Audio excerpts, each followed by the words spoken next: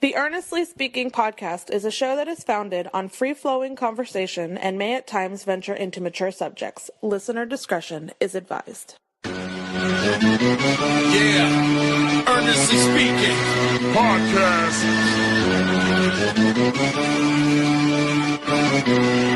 Let's get it. I'm a giant in New York, in Miami carry heat. So much more in store, my product can flood the street. Opinion Nation Godfather, CEO. Puff in the late 90s, gon' see me blow. Oh. Got my hustle on, no imitation of that. Army of untouchables, Opinion Nation staff. Never an off season, homie, check the numbers. Heart throb in my own right, supplying southern comfort. Earnestly speaking, my ego is well fed. Earnestly speaking, you're too evil and no threat. See, I'm like a hurricane, you're a mild breeze. Earnestly speaking, leaving Eli a dynasty. Shake!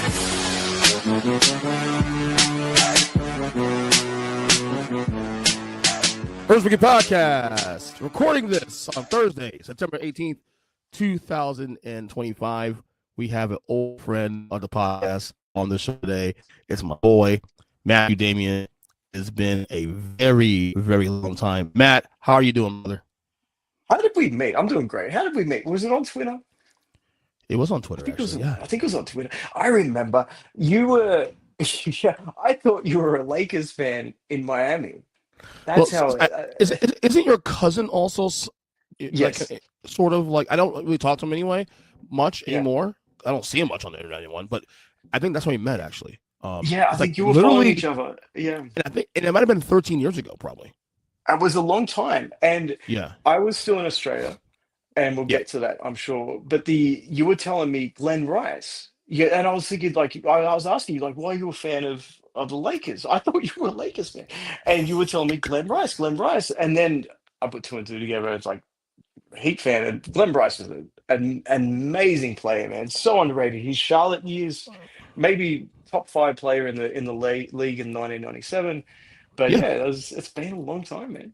Yeah, I did some research here. And by the way, we're going audio only today because Matt, I guess, is not spruced up today to do the show on video. But then I realized that neither am I. Like, I haven't shaved yet. I'm normally bald, and I let my hair grow a little bit now, so I'm out of whack, which is crazy because I still got to record another podcast later on today, the solo show for the Friday show, a solo episode, and I got to look good. So, I actually agree with you. Solo, but not for me, huh? All right. No. But true. That's a good point. Yeah, I messed up there. No, that's a good point. No, I deserve that criticism, of course. I did some research here, and the last time you were on the show, was January 16th, 2019. Man. And we did a review of the halfway point of the NBA season in 2019. Brother, that is over 6 years ago. That's 6.5 years, man. Yo, what have you done? Were you still in Australia 6 years ago? No. I moved over June the 15th, 2018. Okay. And that memory is burnt into my brain. I'll never forget that. I'll never forget having 2 suitcases at Sydney Airport, about to fly to Houston to then connect up to Detroit, of all places. But having your life at the age of 24, having 2 suitcases on a one-way ticket to literally the other side of the world, that was daunting. I'll never forget that. But it worked out. I love it here. It was great here. But I mean, it was an adventure, man. You've always been someone that you always had an affinity for America. Like even when we talked back in the day, and we never really got personal about things back in the day. Like I remember when we first met. Our conversation was basically basketball related. Sure. And I think you were one of the bigger LeBron James critics at the time during the Miami years, and me, of course, I'm a diehard Miami Heat fan to this day. It could get contentious at times, but we had some really good conversations about NBA basketball. And when I come to realize, because at the time I think you were 18, I think, close to around there. Yeah. So 13 years ago. I mean, how old are you? 31 now? You said 31. Yeah. So that checks out. Yeah. Right. So you're 18, and you knew what the fuck you were talking about. Like you, because I know my history about NBA basketball too. So do you, and you were well researched. So it went from me thinking, who's this punk 18-year-old kid talking about this shit like he doesn't know anything about anything, to like, yo, this dude knows what the fuck he's talking about. You know, so we I ended up. I ended up getting a lot of respect for you. We had some phenomenal conversations. In fact, guys, this is the podcast. If you look at the archives of the show, you can find some of the conversations him and I had. If it allows you, of course, I don't know how iTunes algorithm works, and they allow you to check out past 100 episodes. But you look up Matthew Damian, for example. There's some great conversations that we had in the past back when. So we end up becoming really good friends in the process and whatnot. And it's great that you're, let's start first. Wait, before you go on, I do want to say something. I appreciate everything you just said there. Like that means a lot to me because it's coming from you. And thank you. What you don't know about it. So when I started really looking into basketball, my best friend Josh was also a Miami Heat fan, huge Dwayne Wade fan, right? Right. And he was a little bit older than me, and he was a great person, right? And he actually got me into basketball. I played pickup basketball, but I was a rugby player, man, and I would surf. I wasn't into basketball hardcore, right? Mm-hmm. But then he got really sick, and I'm not going to try and get personal with this, but he got No, really of course. sick. So I went to visit him at hospital and stuff like that, and we started playing NBA 2K, and we Right. started talking about basketball, and it was actually Bill Simmons. I remember we talked about this a lot. You and I talked about this a lot. And Bill Simmons wrote the book of basketball around that time. And we looked at it and we read it and we're like, hold on a second. He's, the secret or whatever that he had in that book was, putting team success above individual success. And then he totally eviscerated LeBron for the decision, right? I have no problem with LeBron leaving Cleveland, right? But him doing it on ESPN and making a whole spectacle of that was unprofessional at best, right? Mm-hmm. And do you still feel that way now? no, I have no problem with him going to Miami. Now, what I have problems with is if you wanted structure, if you wanted system, if you wanted success, if you wanted a place that breeds success and demands success and accountability, Miami hasn't wavered on that. It never has. From the moment Pat Riley walked through that door, what was it, in 95, 96? 95. When he left New York and became, and then he's traded for Alonzo Mourning and brought in Tim Hardaway and all those other guys. He is, and this is Pat Riley to a team, whether it's the Lakers or the Knicks. Mm-hmm. He's always demanded accountability and he's always produced success, right? He is the Bill Belichick of the NBA. It's not Phil Jackson, it's actually Pat Riley. And when we looked, so for LeBron to leave, to go back to Cleveland, and then to go to LA, and he's probably going to find one more stop before he's out, and might be back in Cleveland, and who knows where, or like he'll find the best location for him, right? And that's okay. Like I'm not against that, but what I am against is him holding his teammates to total accountability when he is also the reason for some of their catastrophic failures in LA, right? And also with the meltdown. We forget about the meltdowns that he had before leaving Cleveland. And also, you would know this, what happened in the 2011 finals. And also, to a lesser extent, the 2014 finals. He was stat padding a lot in those series. So on paper, you can look back and say, well, he averaged this amount of points. Yeah, Kawhi Leonard torched him in that finals rematch with the Spurs. Right. So I'm going on a long-winded rant about LeBron, but I was where I wanted to go with this is when I started doing the blog and redoing the top 50 players of all time, because Josh and I were going to do that, to redo what Bill Simmons did, because we thought the rankings were way off in a lot of players. Yeah, he did that, I think, in 2009, right? Book of Basketball, right? I'm not sure. I can't give you the date on that, but it was around then. And Josh had that book, and he gave me that book so I could learn about it, so I could talk to him about it, right? Yeah, of course. And I would never have done podcasting, but then you and I started conversing. You actually got me into podcasting. Really? I think you're I didn't know that. I think, and I said this off air, and I said this to you. I think you're the best in the business because. Whoa! Really? Yeah. Thank you. But I'll say this because you have never chased success. You're not going after dollars. It's still authentically you. Yes. Can you tell me Stephen A. Smith is really the guy that you see on First Take? Can you tell me that? Any of these other personalities, Shannon Sharp, whoever, that's really what they believe? Or are they doing that to get rage clicks and engagement? Yeah, correct. You have never chased that. And I've always been very appreciative of you for staying true to who you are and staying pure to who you are because you haven't been diluted or diminished like that. I So you appreciate are that, the man. best of Thank the you. best, and I and appreciate thank that. you for being an inspiration to me in terms of not just doing podcasts, but also the way I think. So Yeah. I appreciate you, man. Thank you, man. As I wipe a tear in my right eye. Well, hopefully we'll. Here, let me get you a tissue, man. It's There you all go. good. So FedEx that shit, bro. Okay, no worries. So real quick, we'll get to we'll talk NBA soon in a little bit because I things want to because first of all, I mean we do talk offline quite Yeah, often, but it's just that we have a lot to catch up on, sure, with life. First off, okay, so you came to sure. America in 2018.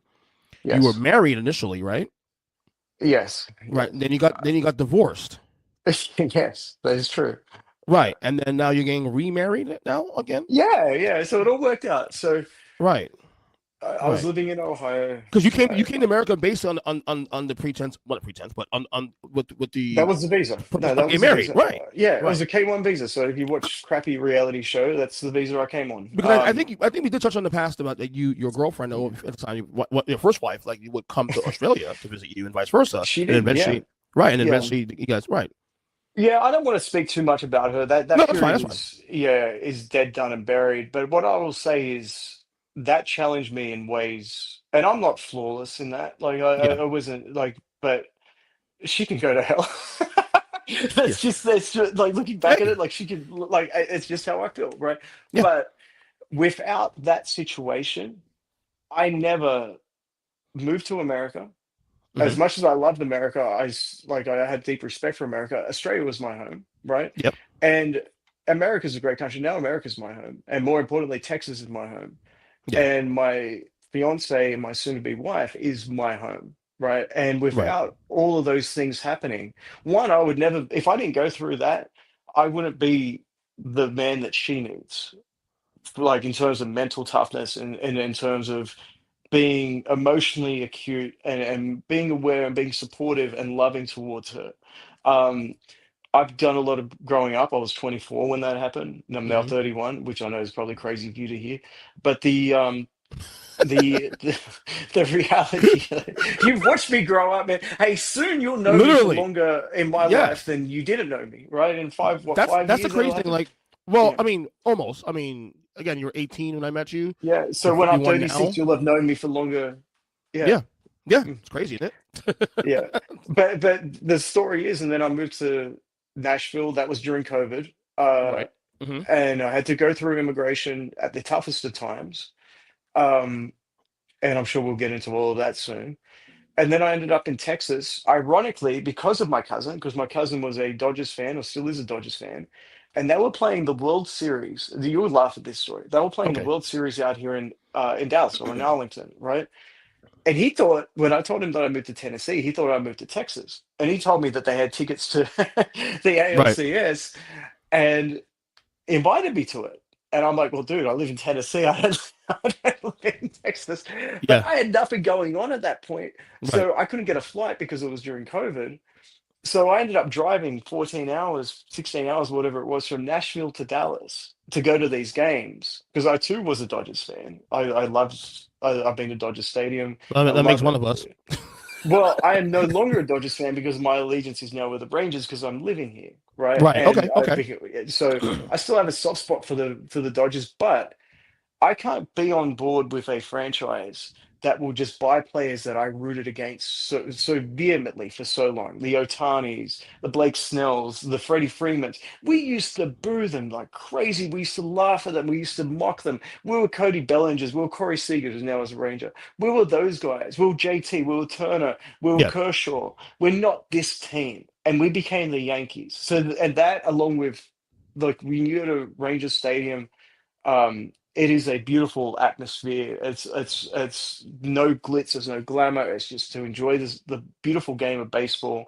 So I am no longer a Dodgers fan. They'll have a spot in my heart. Dodgers Stadium will always have a spot in my heart. But I am a Rangers fan. But anyway, that's why I moved to Texas because I moved to Texas. I drove to Texas, spent 2.5 weeks out here, and I was like, wow, I moved to the wrong state, starting with T. And then I had started planning moving back to Didn't you start? Dallas. Didn't you start in Ohio first? When Yeah, you I first started in came here, Ohio first, and right? then I Okay, moved to Nashville. And then okay. after the divorce and everything like that, I moved to Nashville. Um, but I'm so glad that I moved to Texas because I had friends who were American that were in Australia, and they said that I was always a Texan at heart. They thought that, but this is way before I even moved to the States, right? They Well, knew I was moving to, the Midwest, but they had always thought I'd end up in Texas because there's something about Texas that I had that kind of energy, right? And they were right. I love the hell out of the people out here, especially in Dallas. Like Dallas, Austin, I like Houston as well. yeah. I haven't been to San Antonio, but there's something about the just the energy and the confidence and the no bullshit attitude that Texans have that I really identify with. I don't agree with a lot of their stuff, including their politics. A lot of the politics will disagree, but ultimately, I feel more at home here now than ever, and I've found my soulmate. I found the person that I love because You after you the you met her there, right, in Texas? yeah, she's born and bred here in Dallas, Okay, okay. and ultimately in all of this, before I'm taking up too much of the mic No, no, here, no, no, go no, again, no, no, baby. no worries. It's all you, bro. It's all you. But the ultimately like this is where I was meant to be, and for me to, without getting too sappy, to go through what I went through, and then to be openly in very energetic and happy about going through this process of getting married again, Yeah, that tells you what kind of a wonderful person she is. yeah. And she's made me better. She truly has. That's excellent. That's amazing. That's amazing. I, I Thank you. I love hearing stories like that, especially when it comes to like, you know, you know, the potential of marriage and all that stuff. I'm a sap. I don't give a shit. I'm a sap in that way. You know, yeah, my wife and I like my wife has the same impact on me where you know I for the first time in my life now in this last couple of years I'm comfortable being vulnerable now in ways I wasn't before. You know what I'm Right. saying? And that's a good thing, bro. That's a good thing Yeah. to be open like that. You know what I mean? Does it You make you need that. wuss? You Does it need that. make you No. does it make you less masculine? In fact, it makes you more masculine because it makes you more. Yes. It actually puts you. It gives you more better nuance on how to make decisions and how to navigate life. So I'm with you on Think that one, about the bro. word you just used, though. You talked about vulnerable, right? Yeah, And it takes courage to be vulnerable. It's easy to just push everything down and of pretend it course, doesn't affect you. of But course. so I agree 100% in what you're saying. It's more masculine to be like, we want to throw the word masculine there. I don't like that being gendered because there's a lot of women that have courage too, and courage isn't just a masculine trait, Right, right? absolutely. Um, but it does take a lot of courage to be open to what, hey, this affects me, and I'm going to tell you that it affects me because someone could laugh in your face and it makes you feel even worse. That's Um, so true. That's so true. so, but yeah, Yeah, yeah. to courage, not to masculinity, just to courage, to courage. So when you guys get married, like this year or next year? Next month, October, Oh shit! October Nice. 25th. Oh my So god, that's awesome. I know it's coming up, baby. It's less than 40 days. I mean, I'm not gonna not to press here. Do you guys want kids? Oh, of course. Yeah, Okay. she's gonna be a wonderful mother. Oh, don't say of course because there's a lot of people now. I don't know if it's generational now, but I find a lot of people this day and Yeah, age, and maybe it's just the generation I'm living through. Either don't want kids at all, or when they right. have one kid, they're done. I Yeah, don't see a lot of people desiring a big family anymore. I don't know because of the economy. I don't know because of this right. personal beliefs, or it's just like personal. I would argue some of it's a little bit selfish, but that's just my opinion. But a lot of people are not as apt to having kids like they used to, and Yeah, it yeah. doesn't bother me at all. But at the same time, it's like it's a little different from what I was raised into. Anyway, I'm very traditional in that way. No, I get what you're saying, dude. When I say of course, it's just because when like, if you ever see my fiance with children, Mm-hmm. you'll see just pure love for them, right? It's like she Mm-hmm. has a niece and two nephews, Right. and she looks after them, and you see the love being reciprocal too. Like those kids, they love her, they adore her, right? And so of course, obviously we've talked about it, and we've talked about it extensively. Like, well, this is what we want to do. And so to me, the of course is just for our situation. I don't Yeah. like, if people don't want to have kids. Hey, that's their decisions that they want to make in life. I'm never going to infringe on that. I'm never going to tell like, Amen. hey, because I was raised with, you know, two other brothers that what are you doing for the country? You know, no, the hell with that. You do you first. Yeah. I mean, it's different. I mean, the world's different today in general, man, and Sure. across all boards. I guess we can touch on it right now if we want to, because one of the things that we've been talking about doing a podcast for actually about probably almost a year, but we just kind of haven't had a chance to narrow down a day, and now we figured out to just do it next week. Let's do it next week. Yeah. This whole Charlie Kirk thing, you know, obviously the assassination. And I've touched on this topic on the show throughout the last week. People already know my take on it and what my thoughts on the whole situation. You know, obviously we talked about a little bit on offline about what's been going on. You've been very vocal about some of your positions and reaction to the world at large about this situation. What's your thoughts on everything in the last week since then? It was horrible. Now I'm not politically aligned with him, right?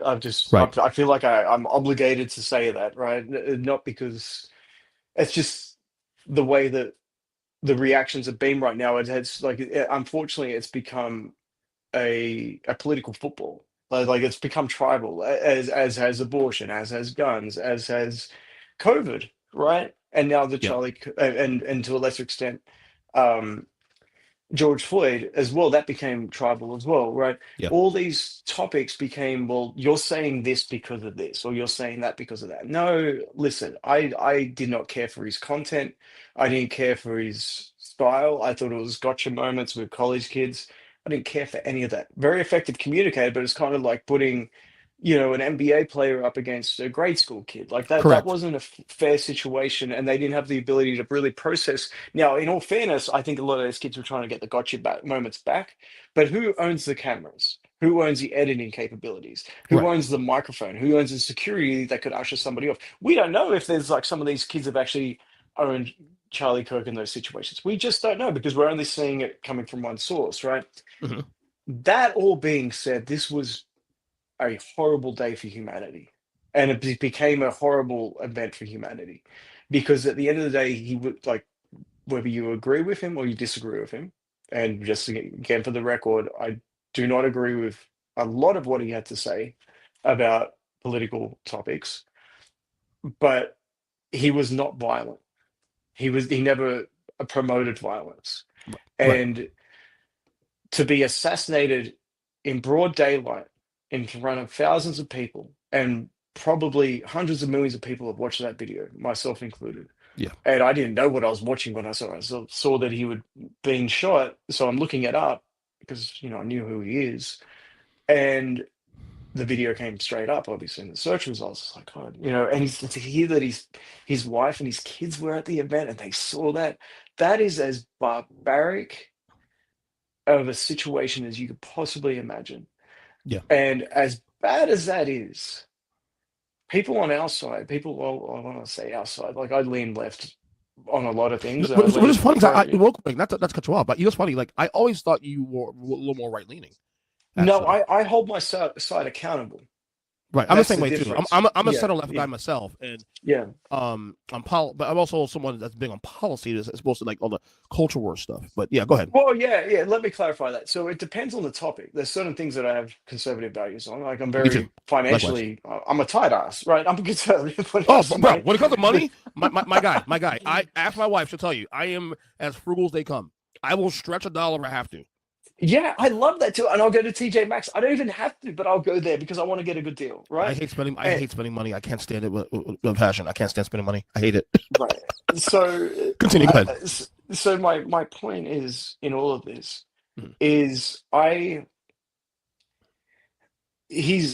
like I for more topics than not, for more I am left leaning than I'm right leaning, right? So if I had to do the whole spectrum thing, right? Right. 100% being MAGA or whatever, 0% would be, I don't know, like Antifa, right? Yeah. And in the middle, you've got your moderates. I would say I'm within the 40 to 45% overall, right? So that's where I sit, sort of thing, right? So Hmm. Charlie Kirk's probably on the 70-75% on the other side, right? So I have to preface that in saying that, like, he's not on my side of politics, right? Right. But to see my side and people that are closer to me and people that I know celebrate this and record it and laugh about it and joke, like, oh, is the bullet okay? You know, and then laugh Yeah, hysterically. it's sad. Like, that made me, that, as I said, this is as barbaric of a thing as possible that you could imagine. But we, on the left, we try to make out that we have moral superiority. We're the good guys, right? We're the ones that want, we don't want school shootings, right? Ironically, and they're cheering a school shooting. But that made me really evaluate, because obviously no one, like, we don't identify with the shooter, right? We don't say he's, like, even though he's, well, we'll get into that in a second, but Right. like, that person was so far gone, like, there's no redeemable qualities in someone if you're going to do Correct. that, Right. right? Right. Right. Right. But there are a lot of people that I know personally that were actually cheering this and laughing at this. And that, to me, like, the humanity side of this, he was Charlie Kirk, and his wife and his kids are still, at the end of the day, they are still human beings, right? And they still deserve dignity as human beings. And for the body to still be warm, and for people that are claiming to be the caring side to be laughing and cheering and celebrating, is just, that was repulsive and it was disgusting. And I was appalled by that too. Yeah, I was too. I was also.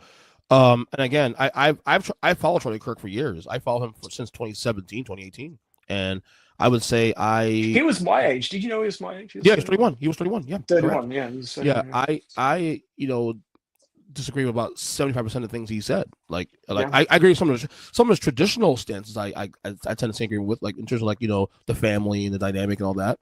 right. Not totally, but at least some of the things he says, I see his point. But what I've always liked, what I've always respected about Charlie Kirk, though, even before he passed away, was the fact that he was open to the dialogue. Now, yes, is there some gotcha in there a little bit? Absolutely, there is. I mean, because at the end of the day, it's still a company. They're Yeah, still trying to get clicks. I mean, Turning Point USA is a massive company. But look, this platform itself, this podcast itself, is all based on free speech and based on sure. open dialogue. As long as we're not throwing hateful people around. I have people on both sides of the aisle on the show who come on the show regularly. I Yeah, have conservatives come on the show as much as much as liberals. We have productive conversation. And this will be the platform to do that. And I always appreciate that about him. Now, some of the things he said are very troubling, obviously. But even sure. so, I would defend his right to free speech to this day. And Yes. it's just a moment now where we're not going in the right direction. We haven't been going in the right direction for a long time, and then we have all these events that happen, whether it's COVID, whether it's George Floyd, whether it's whatever it may be, a Right. random school shooting X, Y, and Z, and then have this situation. We are just going in a direction now where, I think we still don't realize we're still being, the algorithm is still affecting everything. While I just think that we are so online. We are too online as people Yeah. that we need to get back to basics. Yeah. Basics. This, hi to your neighbor, hug your neighbor. How you doing?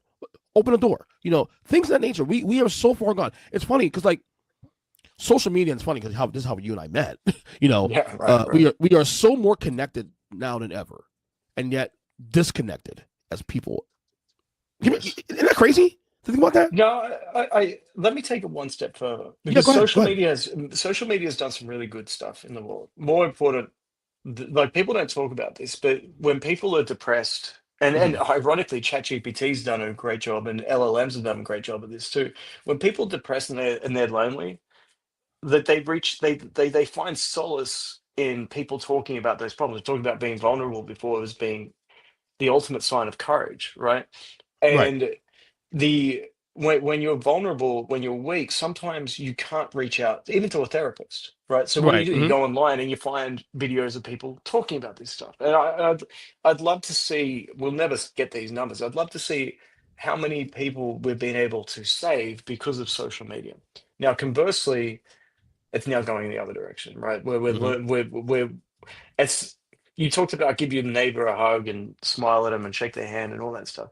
How Hmm. about we just take it one step back and just not judge our neighbor. Let's not tell them what they're thinking, like Yeah. why they're saying things. How about we listen to what they're saying? Let's judge Hmm. their actions, right? Let's not saying, well, you're saying this.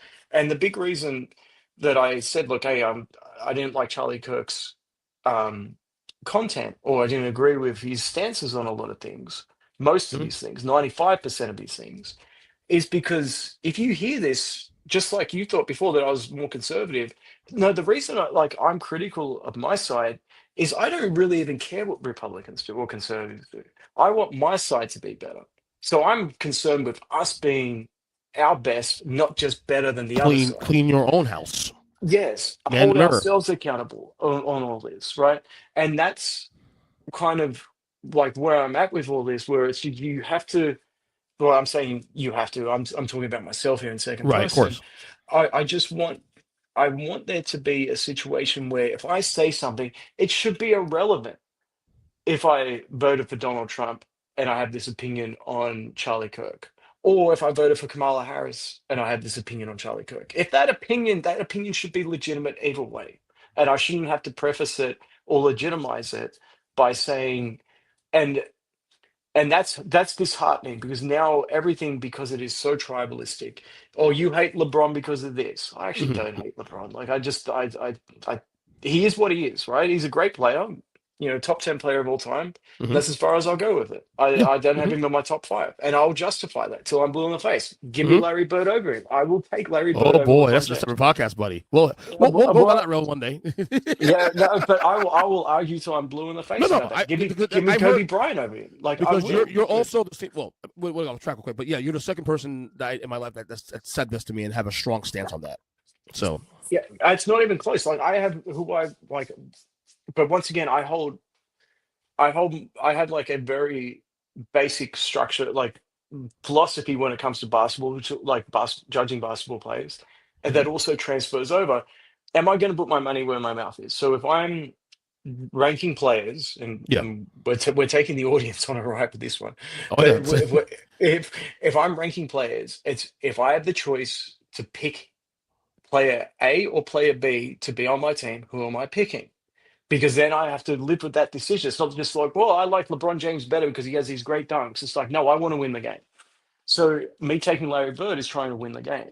So me also having these views on politics is I am trying to hopefully have stances that will improve me as a person by being accountable, Yeah. and also the people, and that by proxy is wanting people around me to be better as well, because then they'll make me better or they'll hold me accountable.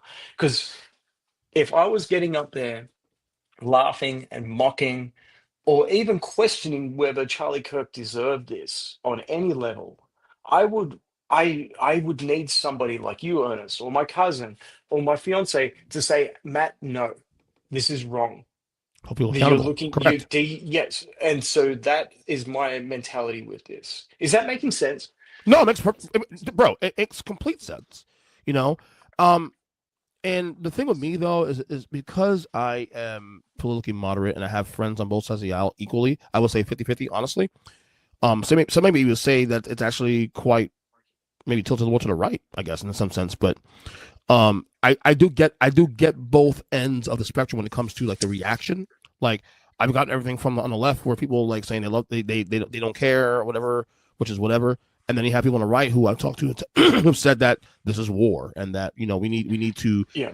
I've heard words of we need to like kill the left or get rid of them. And I'm like, that's not productive either. That's not productive either. Like you're part of the Right. problem. Like you're I haven't heard and you're that literally from the doing the right. thing that Yeah. Charlie Kirk. You're Yeah. literally doing the thing that Charlie Kirk spoke against also too. He's Right. a free speech absolutist. But I haven't heard that from the right, and I was going to give them credit, like because they have responded to this in a much more peaceful way than I thought they were going to respond to this. Wider numbers, I would say yes. I do think there's something to be said. The right does in numbers they do better at the emotion thing. After a tragedy, they do better with that. I will say. Why is versus that? the left. I'm not disputing I that, don't but why know. do you I think don't. that is? It might be the religion thing. Honestly, it may be religion. I don't know. I don't know. But like when George Floyd happened, there was riots. I'm not saying whether or not it's justified or not, but there were riots Yeah, from the left, mostly from the yeah, left. It is what it is. And look, I'm not sitting there making George Floyd a fucking hero. I'm just saying that's just what happened. I'm just going based on the facts, sure. based on my No, you're based not on my wrong. You're not wrong. I mean, they were riots. People died. Ironically, 20 people. Like I think it was like 19. and Fact only that, check me on this. Yeah, and then yeah, businesses were also affected by the riots. I'm yeah. not now look And it was their own communities too. It was communities that haven't rebuilt since. Like that's like we can't burn down our own cities. Like I don't know. That to me was very, very strange. right, and it's frustrating too because like now we're playing the moral politics, the moral code Yeah. here. Who's morally right? I mean, the anger was justified in the George Floyd thing, but the reaction and the deaths and the whatnot and the business being burned down was not, because Right. you also burning businesses down, people who may be on your side also too. Right. Or What are we closing doing them here? down, It's not or, productive, or people dying in ironically in those riots. right? So I mean, Uh, but we're so divided now, and it's I don't know where to go. Like to me, I go back to the basics, and it's funny, like because after the election last year, because I do talk about politics on the show quite often, sure, sure. but after the election last year, I made a decision to just, you know what, I'm going to back away a little bit from the Sure. politics commentary, Yeah. not because I don't want to talk about it, but because I'm just burnt out. And Yeah. I found myself also, and I've spoken about this before, I found myself getting in more arguments with the people who I'm on the same side with than the other way around.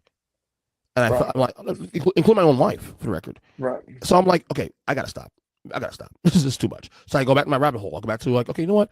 My safe space was just sports and music and wrestling and all the things I care about that keep that my people say, well, you should care. Well, no, I do what the fuck I want. How about that?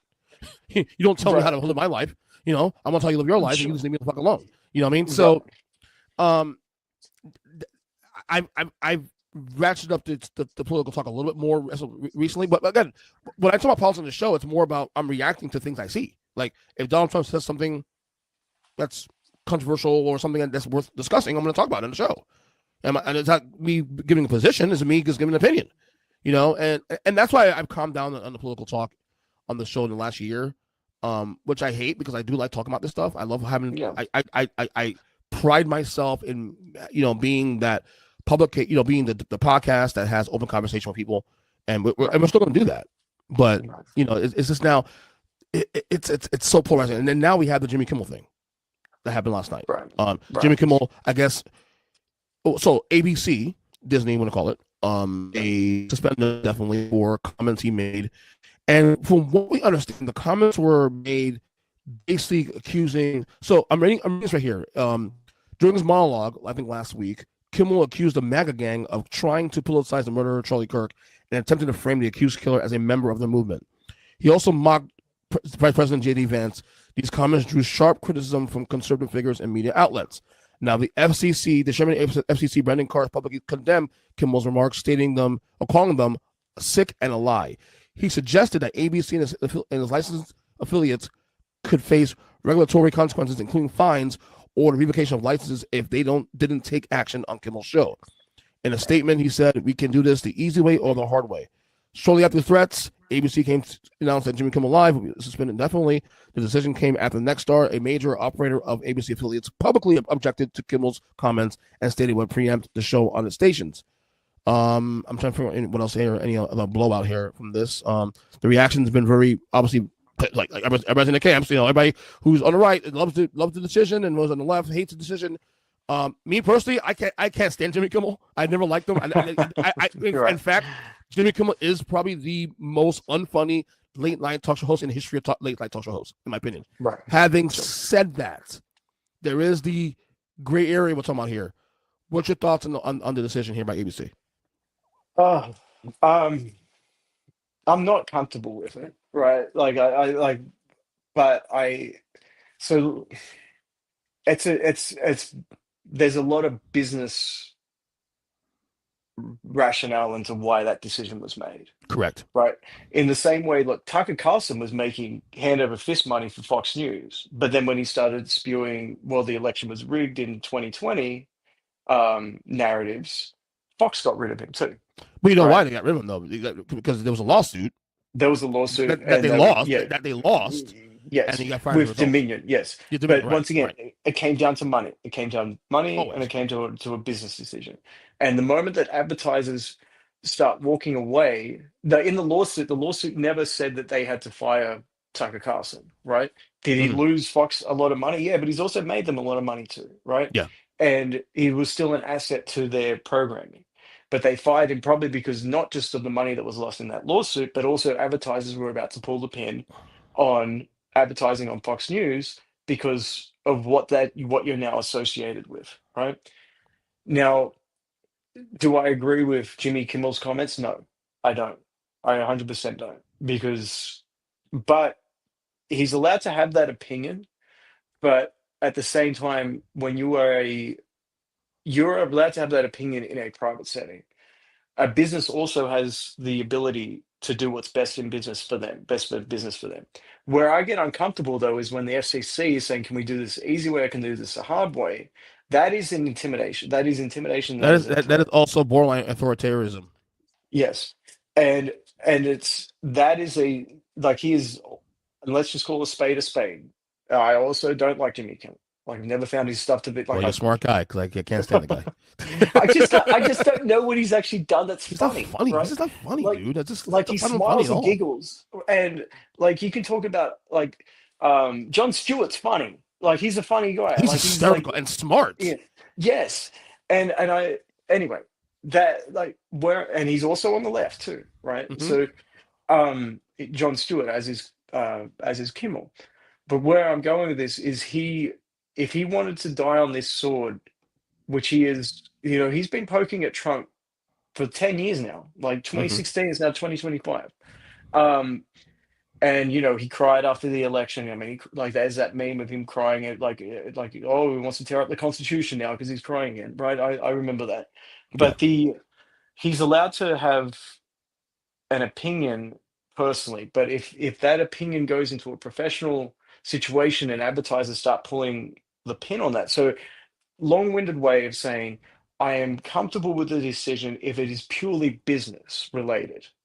Like I feel sorry for him because how long has he been doing this? 25 years? I don't know, right? At least 20 years. Yeah, and for your career to basically be ended because of that sucks. It really does suck because I think his heart's in the right place. I don't think he was trying to like stoke up flames or anything like that. I think he genuinely feels what he's feeling, right?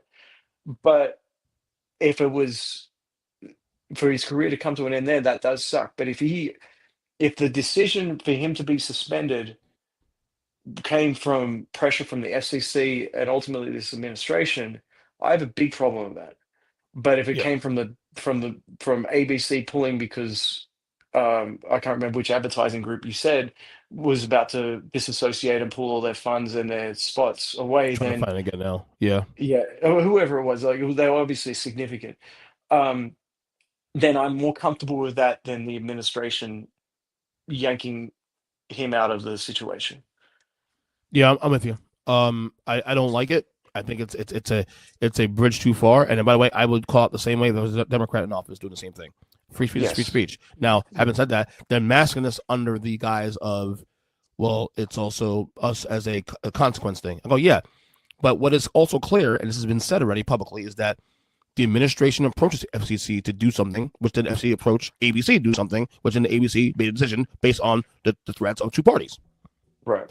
We can't say we're freedom of speech and then we are okay with this. Like, look, sure, Jimmy Kimmel being fired if he wants to. You don't like the guy. I don't give a damn. But also understand that this can happen to something that you like also too. And don't get mad about it. It happens to your side too as well. And that's where the pendulum is swinging wildly. Right. It seems like the pendulum is swinging more to the right now because of I think people are just, I don't. There's a demonization of the left. I don't. One day I'll do this. I plan to do this like sometime this year. The future of the Democratic Party, the future of the left, and what is the direction to go in here? Because I think the left, I think this is a preconceived notion that if you're a lefty, that you are basically some progressive, like Antifa loving, person. Yeah. And I think the Democrats have done a horrible job in framing what this party really is, and they just go where the wind blows, and they do nothing, and then they lose people in the party, and we need to get back to policy and policy that matters, and because I feel like now that me being raised, and I'm not sure how it was for you, because there's obviously a 14-year gap between you and I. And the Pacific Ocean too. Right. Pacific Ocean plus an entire country. I'm in Florida still. No. Well, Texas is another thing too. Yeah. You're right. No, but after the Reagan years, if you were Republican, you were mocked. Sure. Like for a good George 20, Bush too. George Bush was mocked as well. Yeah, because Bush won the election. He number one, he lost popular vote the first time, and the second time he won it barely. Okay, right, as it was. But the Republicans have never had the win sales in this way in 2 generations, and now all of a sudden you're seeing if you want to call it a conservative movement, so be it. Like people on the right now, people are moving more to the right now. I've noticed even friends of mine who have been lifelong Democratic voters, and they may consider themselves independent. They've now moved right. They voted for Trump. They voted for our Governor DeSantis here in the last couple of years, and you're seeing a shift, man. It's been a massive shift, and I think a lot of it's because the Democrats have done a bad job at framing their arguments, and then also doing things. And I've been critical about this for years now, doing things in a party that are anti-democratic. What I mean by that is this: Bernie Sanders should have been the nominee for the party in 2016. Yes. He got screwed in 2016. Acknowledged that. And in fact, the people in the party have even admitted he would have won in 2020 too. They had to basically right. Yes. Right. And people are just tired. You can't sit there and say, well, democracy, and then you do the anti-democratic thing in your own party. Yes. It's hypocritical. So let me ask you, there's a couple of things. Right? Go ahead. Before we jump off the Kimmel thing, yeah, I'm going to say something to you, and you can agree with it or disagree with it. Go ahead. I think once again, this comes down to accountability. Mm-hmm. If the online reaction, and I'm not talking about like 10 people doing this or 100 people doing that, there were tens of thousands of these videos and reactions and comments to Kirk being assassinated in a hysterical and mocking way. I really believe this in my heart. If that didn't happen online, I don't think you would have had the Jimmy Kimmel being suspended. I don't think so. I think what that happened was that there was already a very volatile situation became even more sensitive of a situation. Right. Because they threw, when I say they, I'm talking about the people that were mocking and laughing and celebrating his murder. That actually led to everyone at a volatile situation becoming a very sensitive situation. Mm-hmm. Whereas, because this is not the first time Kimmel's been critical of MAGA or Trump or conservatives at all. It's not. He said probably worse things about the COVID vaccination. Now, say what you will about that. I thought that was abhorrent too when he was saying like, hey, if you don't get, I'm pretty sure it was Kimmel saying that a lot of late night talk hosts was saying that if you don't get it, then you don't deserve to be treated in hospitals. Like that to me is much more incendiary and reckless than what he actually said in regards to Charlie Kirk. I agree. But I think what he's paying the price for what, and he's not the only one that was fired too. There's been other people that have been fired for what they posted online. Mm-hmm. But I think now that's a situation. So that's what I think happened with Kimmel, right? Yeah. But it's a dangerous precedent. Now, what you're saying, I do agree with. I think being on the left, in a lot of ways, we've been betrayed by our own party and our own media, right? Our own stations, our own personalities, our own leadership. Because I'll tell you right now, dude, you will not find a more patriotic American than me.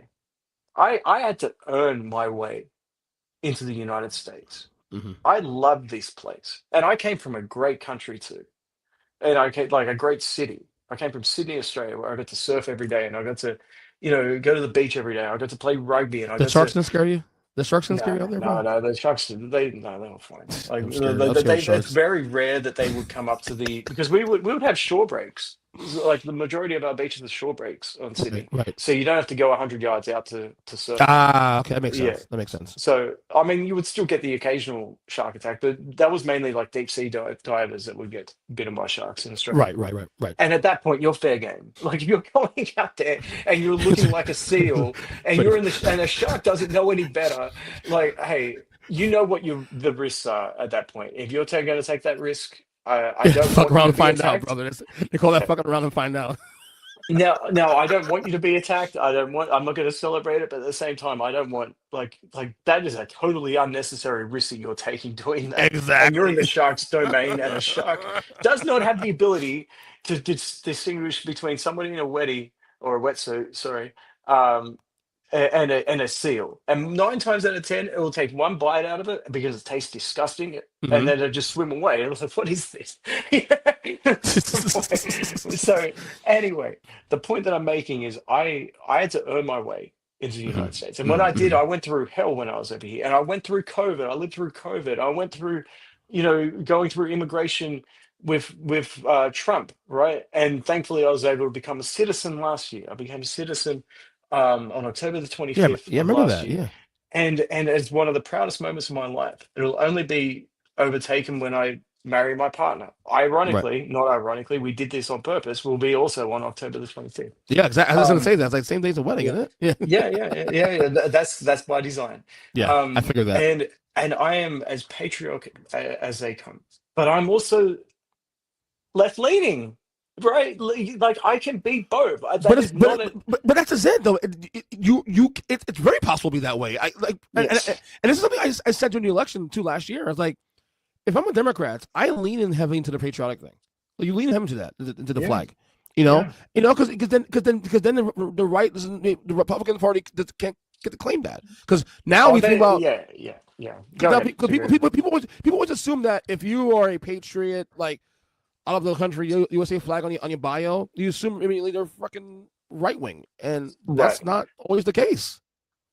And I Lean into hate that. that. Yeah, I hate that the flag is essentially being hijacked by that. Right. Yeah, I can't stand it. That disturbs me. Right. It really does because I love this country, and I don't care about what Republicans think of me or anything like that. I like I don't. I'm not leaning into.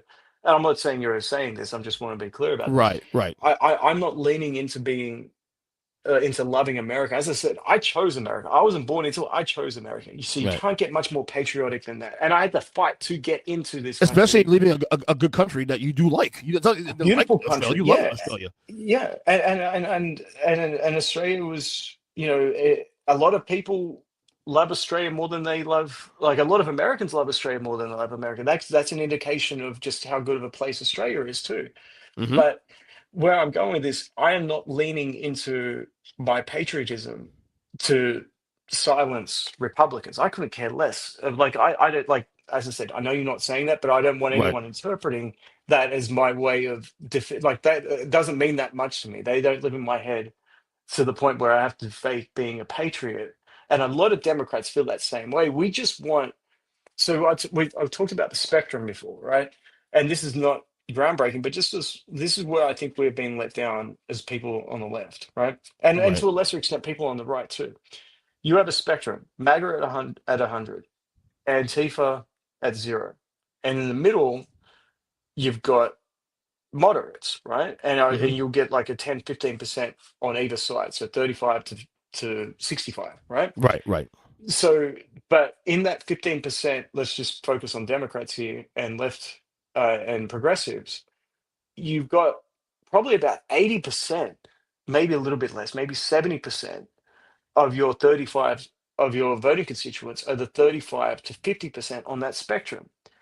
But you're left now, everybody is focused. And when I say everybody, I'm not just talking about conservative media, I'm talking about our own, right? I'm talking about well, I didn't vote for Kamala Harris because she did this or whatever. And Yeah. then, like, okay, who did you vote for? Well, no one. Okay, great. You're part of the reason that Trump's back in because you didn't even vote. Congratulations. You know, that to me is crazy, right? You like if you may dislike somebody I don't know, 10%, but you dislike the other person 90%. Wouldn't you want to help that person that's at 10%? You know, like I don't know. I can't understand that for the life of me. But where I'm going with this, as somebody that is on the left and who is relatively moderate, um, I look at it like, well, I'm not being painted as the same brush as the people that are Antifa or woke or whatever. And I don't agree with everything they have to say either. And Yeah. Hmm. we should be, if we can't handle, like, if we on the left, I'll say this, I don't want to get on a massive political rant, but No, no worries. It's okay. if we on the left can't handle accountability and standards from our own, then how are we ever going to win the hearts and minds of the 50 to 65% that are also on that spectrum, the 50, like that are slightly leaning right? They're going to think we're all nuts, and they're going to we'll never win another election again because Yeah. they think that, like, if you're left leaning of them, that we're all burn the city down, laugh hysterically when somebody gets assassinated in front of their children. They think that we're all that heartless, but at the same time, we can't handle Sydney Sweeney saying she has good genes. Like, make that make sense. I can't make sense of that. I also think a lot of it too also is just people, I still have to believe that most of the reaction on the right and the left, where it's like the right people saying that liberals should be eradicated, and then the left saying that who cares about Kirk's death and this and that, I'm happy he died. I have to believe still, and maybe this is me being naive and me in a fantasy world, because God, I mean, for good God, I know I have that in my life. My wife has tells me that I live in a fantasy world sometimes. I'm more of an optimist than a pessimist. It's a small minority. I have to believe it's still a small minority. I have to believe that most of this country, people in this country, are good citizens that just have certain preferences and whatnot, but they just want their country protected. They want to be able to pay their bills and be able to have a safe and healthy life. I agree with that. I truly do agree with that, because otherwise, if it was a bigger percentage, now it doesn't mean I can't hold my own side accountable, Of right? course, Moving and forward. in fact, you should.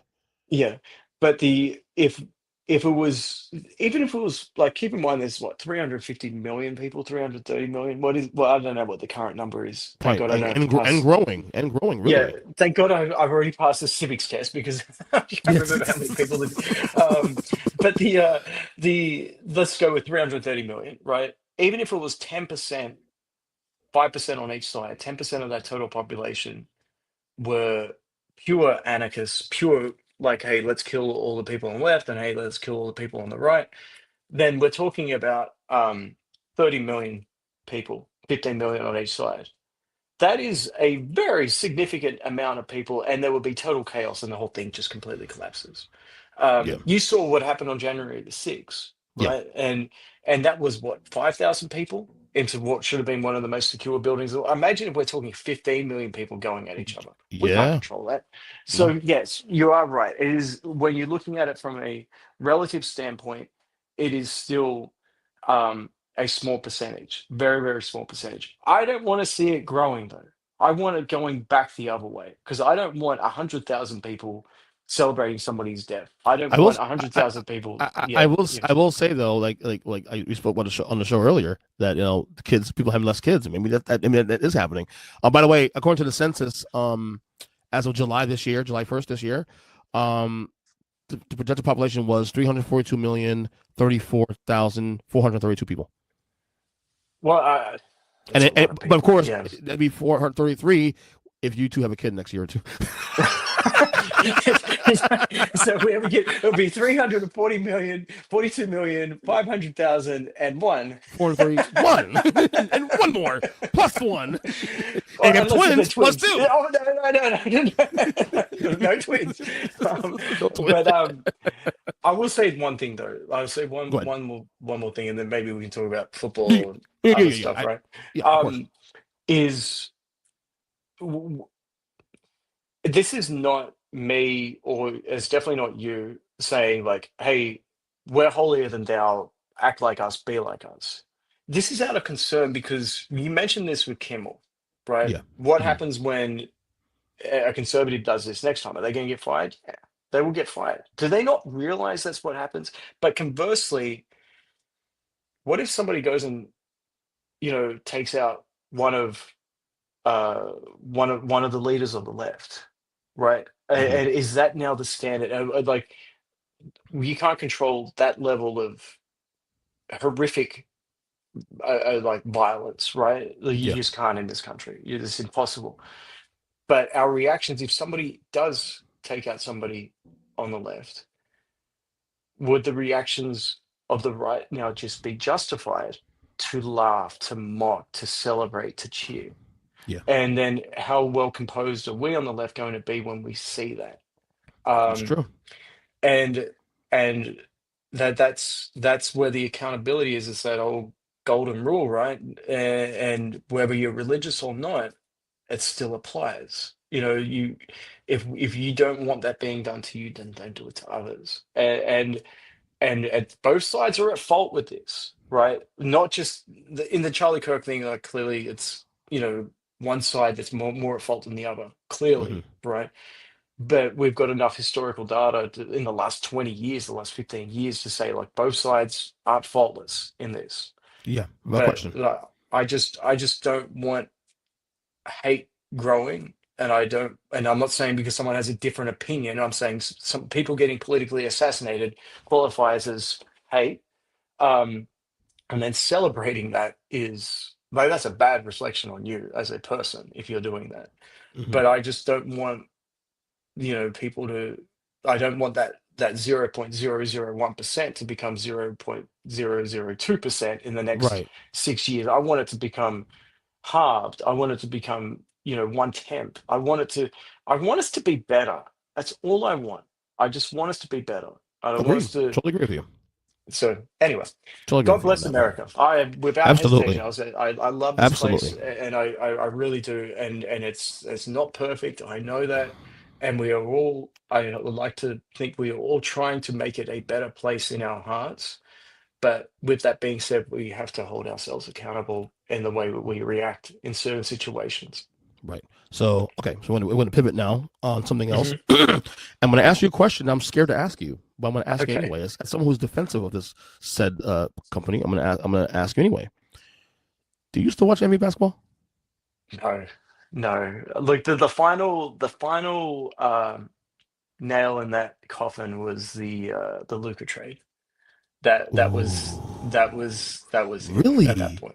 Yeah, man. What? Okay. That What was. exactly about the trade that bothered you? Out of Oh, curiosity. it screamed of Nike, man. Well, this is bloody Nike. Like, they orchestrated that. And because think about it this way, Hmm. last season the Mavs were struggling a little bit. Luca was hurt, Hmm. right? You traded the guy that just took you to the NBA Finals, and he did it. And this city loves him. He loved Dallas, right? Dallas is not a small market, bro. Dallas is a huge market. Without question, they're a major city. It's the fourth biggest metro in the United States, behind only LA, New York, Chicago. Yeah. That's how big it is. It's overtaking Houston as a metro. As an individual city, yeah, it's pretty small. But you've got Fort Worth, you've got Arlington, you've got Plano, you've got lots of places that build that up. So and there is disdain and contempt, excuse me, not content, for the Cowboys here. Cowboys still sell out, but it's usually people visiting Dallas that are from Denver, or they're from Kansas City, or they're from wherever, Atlanta, and they make it as a trip to come visit Dallas, and then they go to a Cowboys game. Cowboys Stadium is not like it's not Arrowhead. It's not like where you're in the vast minority if you were going there as an away fan. So people of Dallas have sort of given up on Jerry Jones and the Cowboys. It's been too long. It's probably the same as Chicago with the Bulls, right? Oh yeah. And especially with some of the horrifically self-inflicted wounds for the Cowboys. So the Mavericks, in a lot of ways, even though the Rangers won the World Series, the Mavericks became a source of pride and joy um, for the city and the Metro, especially after Dirk and those beloved teams. And to trade Luca, who didn't request a trade, for a beat up Anthony Davis, who got injured in his first freaking game.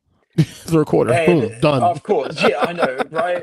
And to trade him, like, a healthy Anthony Davis is a top 10 player. He's not a top 2 player in the league. There's night and day between a top 2 player and a top 10 player in the league.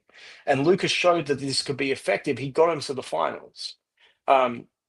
Very emphatically getting into the finals. He knocked off Oklahoma City basically by himself, who, by the way, ended up going on and winning the championship the very next season, right? So they were a legitimate team. And then he knocked off the Anthony Edwards led Minnesota Timberwolves in a very emphatic way, very nearly a sweep, right? Mm-hmm. And then he ran into Boston, right? Yeah, of course. But so it's not like this team was struggling. It wasn't like Micah Parsons getting traded, where this team's going nowhere. They just made the finals. Get him another piece or two, and then to go to the Lakers again. Of course, it had to be the Lakers again. How many times are we going to see that? Shaq goes there, Kobe goes there, Kareem goes there, Magic found his way there. LeBron found his way there. How many times are we going to see it before we say, okay, this is a little bit suspicious, guys? Anthony Davis found his way there, right? Can I make an argument here? Devil's advocate here, because look, I've always said that even if there is no collusion and NBA being involved in this, you can tell me that all you want, but the optics look bad. But can I argue that Dallas also as a franchise just didn't want to pay a guy who does not take care of his body, who's up for a new contract? You got to dedicate $300+ million to keep said guy on that roster, and who knows if his body breaks down? Was it justified in a sense to still do this, given those optics, given those things you're facing as he gets older? Like, if he's not taking care of his body, then you got an issue there where you're paying the guy $300 million, $70 million a year, and not taking care of himself, and then the product is the asset will actually get worse quicker than you realize. Was that justified in my opinion? I hear what you're saying, right? But if that's the case, why not shop him around, man? That's the part. That's the correct answer. That's the correct answer. It wasn't the trade. I said on the show since February, it was never the trade that bothered me. It was you didn't even try to get more back. There's no world you tell me that Mikal Bridges can get more back in assets than fucking Luka Doncic. That is stupid. Right. Think about what King's ransom Denver would have paid to get him alongside Joe. Oh my God, yes. Think they would have given up draft picks for the next 20 years. And they really would have, right? And or any other franchise in the NBA would have given up more than what we actually got. And we got one fucking pick. Sorry, language. Let me say that. We got one fucking draft pick for that out of all of that. Luka, are you shitting me? One pick? No, like that is unbelievable. That was, and I don't know. It's just crazy to me that in the middle of the night, no one in Dallas heard any rumblings of a trade that was going to happen. We thought it was, and it happened in the middle of the night. Literally, it happened. It happened literally at midnight, like 11:30 at midnight. I'll tell you what. I don't know what you were doing, but I was still awake. Oh no, I was in bed. I woke up to it. Yeah, I was awake still in my bed though, and I was like, scrolling, what do kids call it? Doom scrolling. I was doom scrolling on my phone, and all of a sudden I get a Bleacher Report update saying Luka traded to the Lakers. I'm like, huh? How does that even make sense, though? And I'm like, no, this has got to be some kind of joke. So my reaction, I always do this anyway with any transaction. I make sure I double check and triple check before I lie into it. So I went, go to the sources I always depend on. Not so much Woj anymore, he's gone. But Shams Charania, and then obviously the other guys that I trust, Mark Stein, and they're all concurring this. I'm like, oh, this is real. And so I texted everybody, and then of course the next morning when everybody's getting the wind of the whole thing, everybody's reacting to it. I did a podcast literally the very next morning with my dad and my brother talking about it. And it's one of those things where like, holy shit, this is crazy. This is crazy. And look, you could have sold me on that trade being fair if this is Anthony Davis 5 years ago. Oh yeah. Anthony Davis was a stud 5 years ago. He's still a great player. He just can't stay healthy. Well, that's kind of a big thing, right? And also, if you can't have it both ways, where look, if you're building for the future or you're not, and he's older than what Luca is as well.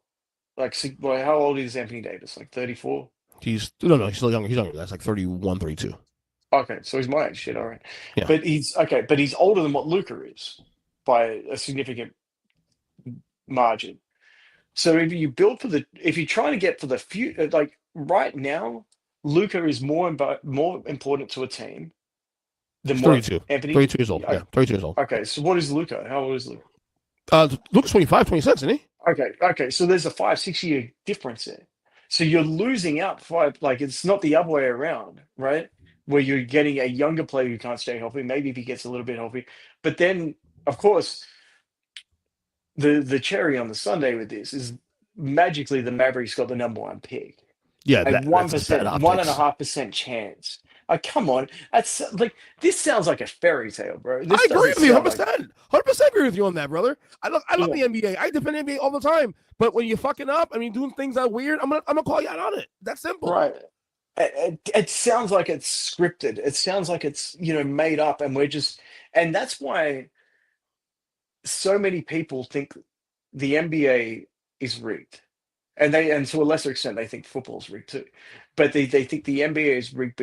This kind of stuff, which is just, you can't give it professional wrestling is more believable than this. Yeah. Like it really is. The Kane and Undertaker storyline from way back when is more believable than this. Yeah, they're really brothers. Nothing about this is believable. They're really brothers. You know that, right? Oh yeah, Paul Bearer, yeah. He slept with Undertaker's mother, right? And Kane is alive. Good God Almighty, it's Kane. Yeah, but that's got to be Kane, right? And it's like that. That is more believable than this. Mm-hmm. Like, are you kidding me? It's insane. It's insane. It's insane. It's insane. It's sad. So to answer your question, no, I don't watch the NBA anymore. I can't bring myself to watch that anymore. Can you? Okay. So, but clearly, you were already on the way out before this. Like the product is obviously on. So it's crazy because like the thing that I was critical about for years has been kind of fixed now. Like the lack of parity. We have parity back in the NBA now. We have parity, which is great. We haven't had this since fucking the 70s. But I think that the aesthetics. I think the biggest problem, even people who love the league like myself, have also have to acknowledge that the aesthetics are a problem. Like Matt, I love 3-point shooting, but I don't need to see 60 fucking shots a game. I don't. That's you're right. So you're right on a few things. You're right on the 3-point shooting, and you're also right that I was on my way out. But I love Dallas, right? I love this city. Like I love the Stars, right? I love the Rangers. I'm a Cowboys fan. You're probably gonna hate me for that, being a Giants guy. But that's what it is. But you've still won 2 rings in the last 25 years. So I mean, you can't. Correct. Yeah, and you know my joke, right? You know my joke, right? What is it? I joke all the time that we're paying the price. Oh right, yeah. For beating Brady twice in the Super Bowl. We're paying Satan. But you know what's interesting? If Eli wasn't around, Brady has 9 rings. That's awfully close to Bill Russell. Probably right. Like that. That's close to Bill Russell's freaking. Like that's crazy, man. To have 9 rings, because they were in the Super Bowl, and if it wasn't for Eli and him performing as well as he did, right? Which wasn't great, by the way, but it was good enough. It was the defenses that won those games for him, but it was still good enough. If he played like Peyton Manning had played in a lot of big games throughout his career, Brady has 9 rings, man, because he was at the Super Bowl when he lost them. Now, who's to know what actually happens, like in terms of player movement and everything after those championships? But maybe he sticks around, and maybe he goes after Bill Russell's 11 rings. Who knows? But the NBA, right? The reason why I really checked out was load management, which was an almighty go to hell to the fans that pay their money to go see the games, and the lack of genuine caring about whether you win and lose. That's all about brand management. forget load management. This is brand management. This is all branding. Paul George and all that. And they, when I first moved to Dallas, I went to a playoff game. It was against the Clippers. It Mhm. was that crazy series that the home game, that no one won a home game until Game game 7. seven. Yeah. And I was at the game, it was game six. This is where Kawhi Leonard probably missed two shots the whole game, and scored 45 points. And of course, Paul George didn't show up. But I got there early. I didn't know anyone else in Dallas. This is literally like 1 or 2 weeks after moving here. And I went there and I was just watching the shooter, like them doing their warm-ups. And Paul George, this gives you an idea of where their minds are at, right? Mhm. Paul George, who at the time is probably a top 15 two-way, or probably a top 10 two-way player in the league, top 15 overall player in the league. He is the two examples. Paul George is shooting about 8 or 9 three-quarter court shots, and he's got his own team recording him doing that for like Snapchat. I'm like, God damn it! Like, what are you doing? He finally makes one. And he does this massive celebration, and he makes out that he just took one. Right? I was like, okay. The other thing was Porzingis. He was still a Maverick, and this guy, 7'4", 7'3", whatever he is, he comes out and he practices uh, about 10 free throws and shoots about 43s, and then that's his warm up. Like, dude, are you kidding? You're not even gonna there's no even attempt to work on a mid-range game or if that guy developed a Dirk shot, no one's blocking that. Like, the fadeaway. There's no post game, there's nothing. It's just boring. Now, once again, just like politics, I have to preface this. I love basketball. I love college basketball because there's some variety to it. It's close, it's intense, it matters. I just can't stand the NBA. And yet, could you see someone coming back to watching the game if they make those pivots? I think, look, there's a lot of things that Adam Silver we can definitely criticize, but he is trying to do things. Because to me, I think a lot of the problem is also cultural too as well. Like, Yeah.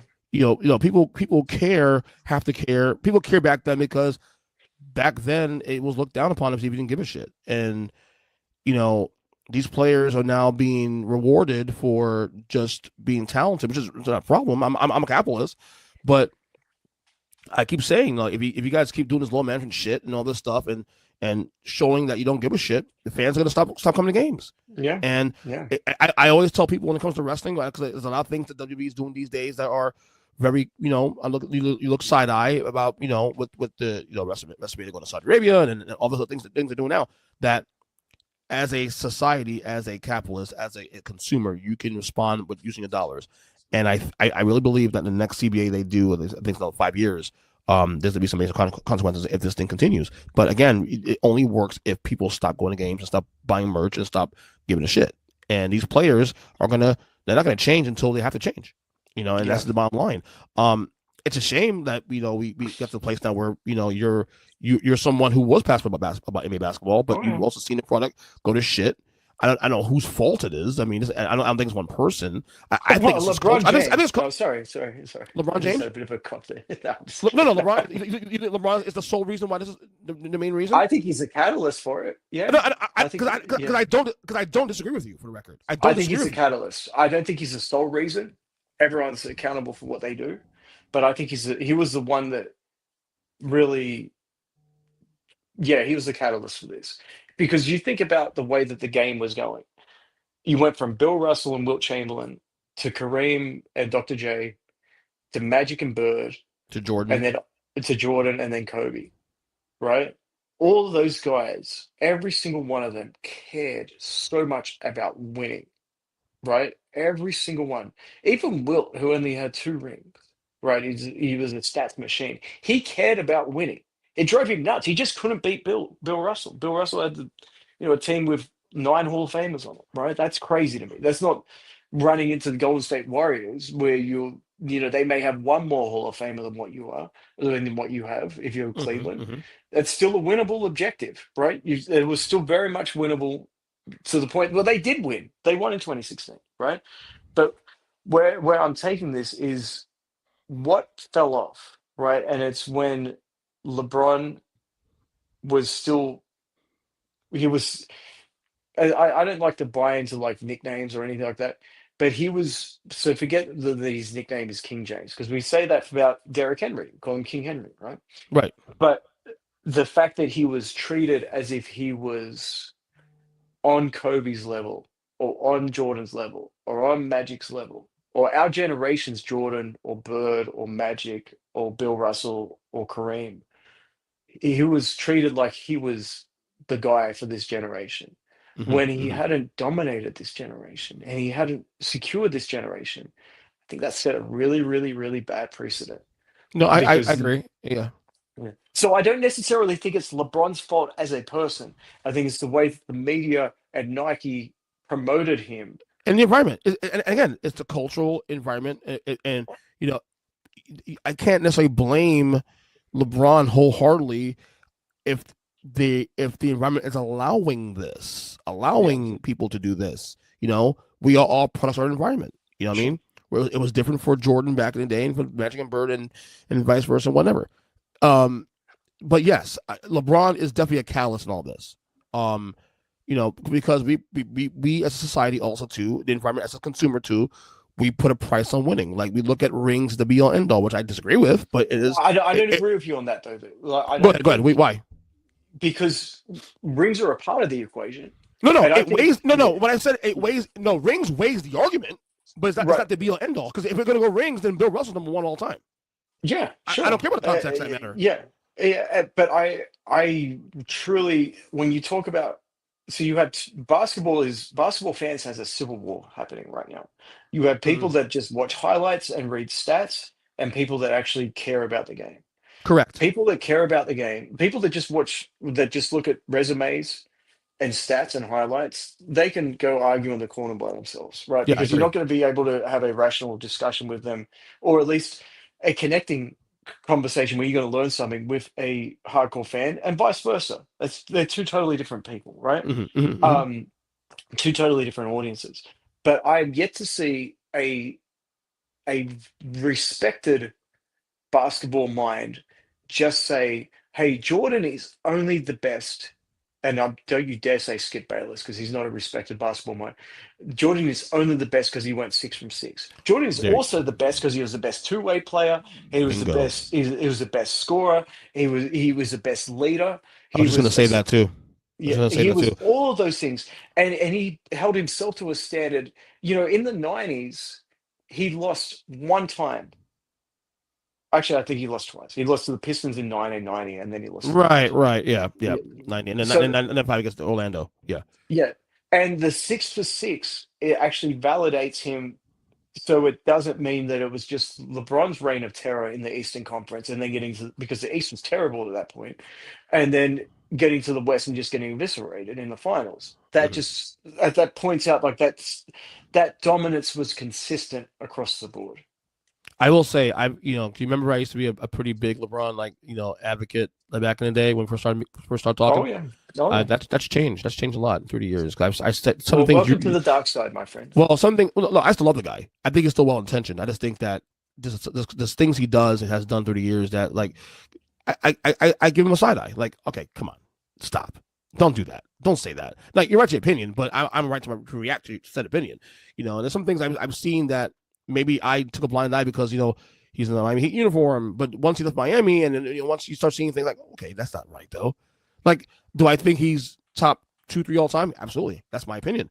Um, Sure. I can defend Jordan being the greatest all time without having saying 6-0. You made a great point Yeah. there because I've been saying for years, Jordan is the greatest of all time for me because he's 6-0. That has nothing to do with it whatsoever. Actually, it Right. weighs the argument, but it's not Right. it's not the argument.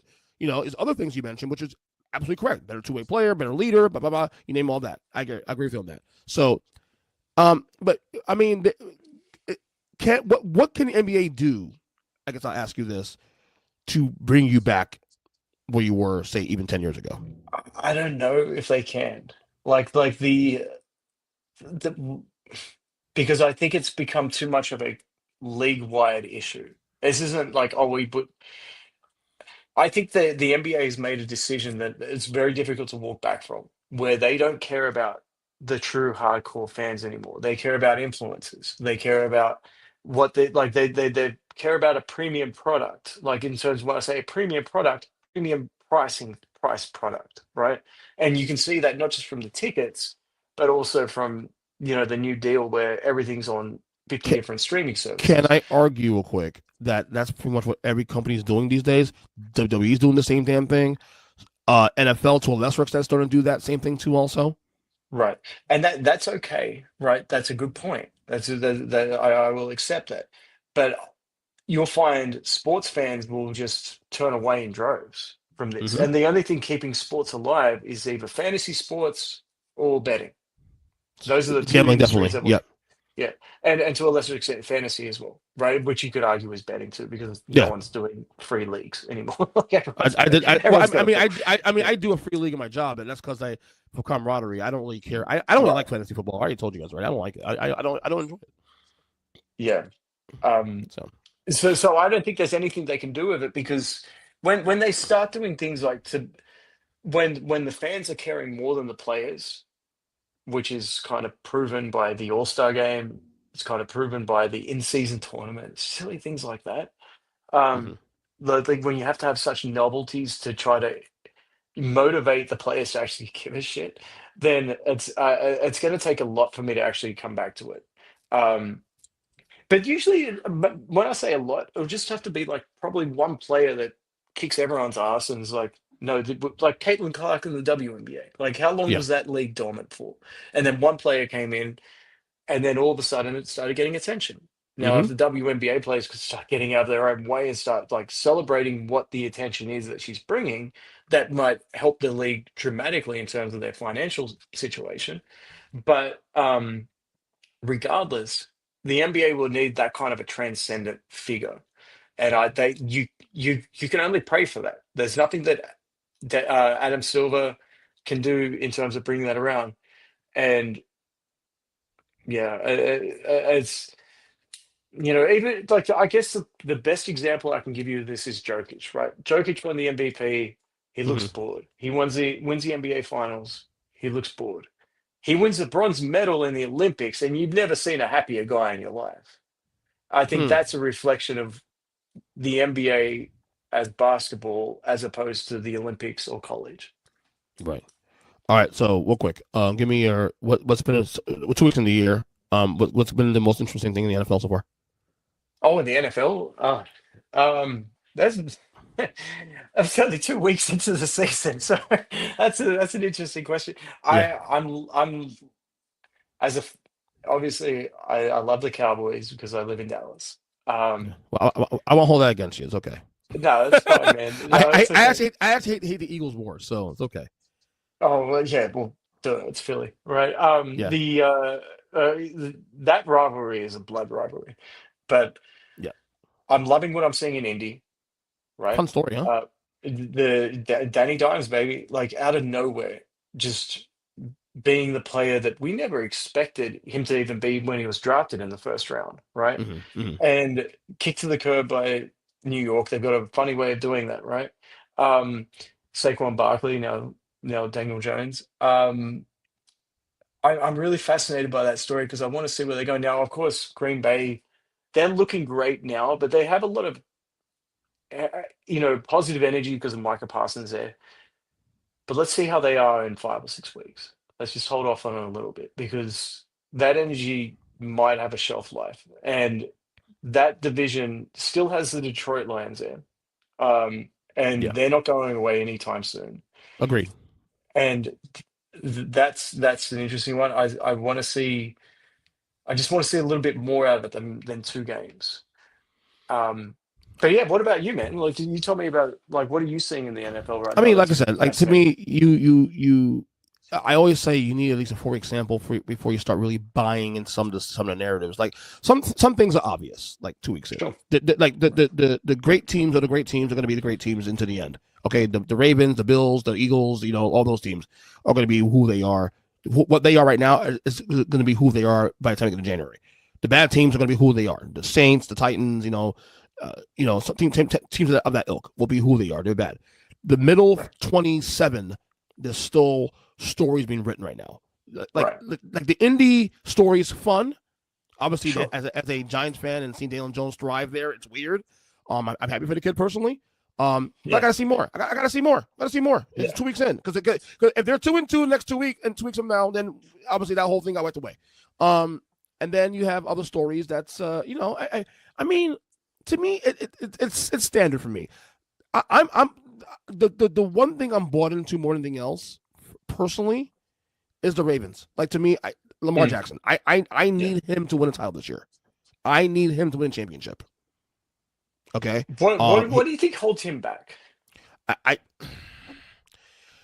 Ravens fans may not like this. Maybe they agree with me, but I think John Harbaugh might be the problem. Yeah, because I see, he's an incredible decision. Like his feet, like he's the best runner we've ever seen at that position. He is arguably the best player in all of football. Arguably, I think you have a case between him, Saquon Barkley, and Josh Allen. You pick one of the three. Yeah, yeah. I can't argue with that. At least on the offensive side of it. Defensively, Right. you might have an argument, but even then, Right, of Micah course, doesn't yeah. stay healthy, right? Right. I hear what you're saying, right, in terms of the indie thing, and I think part of why I say indie is there's no emotional attachment. I can just sit back and watch it and be excited for it and not be invested. And that's the great thing about football too, and that's why Red Zone's always been so popular. Is we can, for a fleeting moment, be really invested in a game. Like, we're passionate fans of that team for the last 5-10 years. Well, you go ahead. Well, this is exactly what the NBA lacks, and to be fair, it's different setup because Sure. one league has 82 games, and one has 17. So Right. one game in the NFL is worth what, 6 or 7 in the NBA. So I mean, Right. it's not a fair comparison. But what I love about the NFL football, even though I'm an NBA diehard, the reason why NFL football is always king shit in this country is because every game matters. Number one. Number two, Yeah. the conversation, because every game matters. The conversations are always, always continue. There's always new conversations week to week. Like, I enjoy, as an NFL fan, much as I love watching the games, I actually love, just as much watching the games, I love talking about the stuff Yes. in the middle of the Yes. week. Like, we're Yes. having a conversation about, so what can Indy do this week? Is We're Indy for talking real? about They're going to Tennessee. Daniel Jones, man. We're talking about Right. Daniel Jones. Like, whereas, like, game 4 in the NBA season, I mean, again, it's different. It's hard to compare it. Like, okay, the Magic are 7-0, cool, but in about 2 weeks they'll be 7-7. Now what? You know what I'm saying? Right. So it's one of those things where, like, the conversations are a little bit different in the NFL versus the NBA. But having said that, I compare it to like a puzzle. Like, I always say 4-game samples are always the most healthiest way to evaluate teams in the NFL. Give it 4 games to cook, and then we'll start seeing, okay, this is true, this is real, this is not real. And I like the puzzle being I like the puzzle being figured out, as we go through the season. Okay, well, this team's for real now. Like Green Bay has 2. The reason why Packers I think are for real was because they have 2 quality wins and 1 under their belt. Number 2, if Jordan Love, if this is what we can see in Jordan Love going forward, if this is the real Jordan Love, top 10 quarterback in the league, yes, now they're a problem, because even with Micah being there, they're not going anywhere on Jordan Love being great, and he has been great so far. So that's the difference between the two. But honestly, has anything shifted in my direction? No, I'm still waiting to see. Give me 2 more weeks, and I can start feeling a better feel of the year, because a lot of these teams are not in their real skin right now, if you will. Right. And we've seen glimpses from Jordan Love before. I mean, hell, I was at that Cowboys game when the Packers eviscerated them. Jordan Love looked. Oh, you were there for the playoff game? Yeah, I was there. Yeah, oh God! Oh no, man! It was an ice storm too out here. It was a freaking ice storm, and I went out there. I was. Hey, don't question my loyalty, right? No, I get it. I get it. But I honestly thought that was going to be McCarthy's last game, and of course, in their infinite wisdom, they brought him back one more season. Like, unbelievable. But when it comes to Jordan Love, though, we've seen these glimpses before, these 4 or 5 sample games where he's looked incredible, and then he falls off for 4 or 5 games. The other part that has me worried about him is the health of their wide receivers. But their draft pick, what's his name, Matthew Golden? He played out in Texas. Yeah. Dude, if they get him going as well, because he's had some drops early on this season, if he starts rolling, and you still got this guy named Josh Jacobs, who 2 years ago had like an unbelievable stretch when he was still playing for the Raiders. Correct. Towards the end of the season. they have, and they've got that. Forgetting the tight end Tucker Kraft. That kid is really good. They have a lot there, and they've got a really good coach too. Hackett's a great coach. So Right. I'm looking at it like, is this going to be a situation where they go 15-1 like the Lions last year, or 16-1? I can't And then remember. fade in the playoffs, right? And then they just get punched in the mouth by an upstart team, which ironically is what the Packers did to the Cowboys, right? Correct. And are the Lions just going to sneak up on them? And it's the stars align for them. It's so early. Look, the NFL is great. Like you I said, love it's it. king, and you nailed it, man. This is why you're the best guy in podcasts, because you nailed it. I never thought of it this way, but the actual conversations about football mean something. I mean, And you can be totally logical, and then the any given Sunday comes in, and it I just mean, none of it matters. look at this show. Look at this podcast alone. Okay, so I don't know if you follow the show and you see the content I put out all the time, but we do. Now this year's been a little rough because my buddy Kyle hasn't been able to come on the show the first 2 weeks of the year, but he will be coming soon because of schedule. But we have at least 2 dedicated NFL shows to this feed. Okay, we have the Studio Game Report, my boy Kyle, we've been doing for about almost 13, 14 years now, every Tuesday.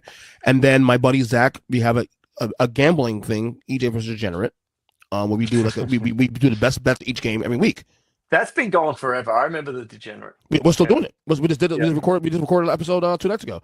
And so we have 2 dedicated shows alone surrounding football, the NFL football. And we've just spent 35 minutes talking about it on here too. There we go. So there's so much things to talk about, to unpack within that sport, that whether it's the gambling aspect or the fantasy aspect or just the regular NFL talk. And then around that too, I'll bring in guests to talk about football in general, or on my solo episodes, I'll discuss things that relate to the league. So there's so much to unpack in the NFL, and that's why it's the most you didn't even important. talk about the history of it, the beautiful history that the NFL. Yeah, I have discussed probably doing a retro episode shows on this feed. I have one for basketball, certainly for wrestling, of course, because I'm very passionate about wrestling and especially the retro wrestling stuff. But I have discussed probably doing an NFL, a football retrospective. Get me on those, man. I definitely will get you on those. Sign me up for all 3. I actually want you on the. I actually want you on the basketball retro shows too. Also, yeah, we'll talk about that. Yeah, yes. So I already have episodes. I already have episodes mapped out for that. So trust me, you're on the horn for that one. Okay. Now, wrestling. Yeah. I was aware you were a big fan years ago, but we never talked about it because at the time I was in the middle of my 17-year hiatus. Okay. So I don't know if you're aware of my history with wrestling. So I was a diehard fan from age 7 on. WrestleMania 3 is what changed my life. Okay. I am a Hulkamania diehard. Anything from 1985 to 1992, 1993 is my sweet spot. Okay. Right. Same thing, Hogan, Savage, Warrior, you name it. That's my sweet spot. Right. So I've been watching off and on through those years up until 2002. After WrestleMania 18, Hogan Rock. I stopped watching the current product. Now I still watch the old product for years, but there was a 17-year gap in 2002 2019 where I did not watch the current product until 2019, right. And since 2019 I've been watching regularly since then. So that's why we never discussed wrestling on the show, because you were watching it. I'm sure back then, but I wasn't watching the products, so I wasn't privy about who Seth Rollins was at the time or who Roman Reigns at the time when he first debuted with the Shield. Right. Now in hindsight, I can discuss it now because I've watched that stuff since then. What I wasn't aware of is that you were still watching the product today. Well, yeah, okay. Let me clarify this. So I took an interest in wrestling because of Eric Bischoff, right? I listened. Okay. I was made aware of him because he beat Vince McMahon. Now everyone knows who Vince McMahon is, right? Even if you're not a wrestling fan, of course. And to me, wrestling I was always curious about wrestling, because how did they make that, of all things? Like, you talk about things being ridiculous, right?